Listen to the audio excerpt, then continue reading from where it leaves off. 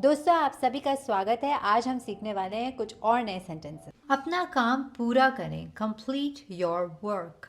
Complete your work. क्या आपको यकीन है? Are you sure? Are you sure? किसी भी तरह इसे करो। Do it anyhow. Do it anyhow. मैं सुबह 6 बजे उठता हूँ। I get up at 6 o'clock in the morning. I get up at 6 o'clock in the morning. उसके साथ जाओ। Go with him. Go with him. मुझे अंदर आने दो। Let me in. Let me in. कितनी बार? How many times? How many times? कौन सा लेना है? Which one to take? Which one to take? इसे यहीं रहने दो। Let it be here. Let it be here. मैं बाहर जाना चाहता हूँ। I want to go out. I want to go out. आप क्या सोचते हो?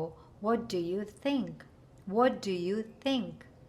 मैं मिलना चाहता हूँ। I want to meet. I want to meet. उसे मेरे पास भेजो। Send him to me. Send him to me. मेरे रास्ते से हट जाओ। Get out of my way. Get out of my way. जल्दी वापस आना। Come back soon. Come back soon. कल मिलते हैं। See you tomorrow. See you tomorrow.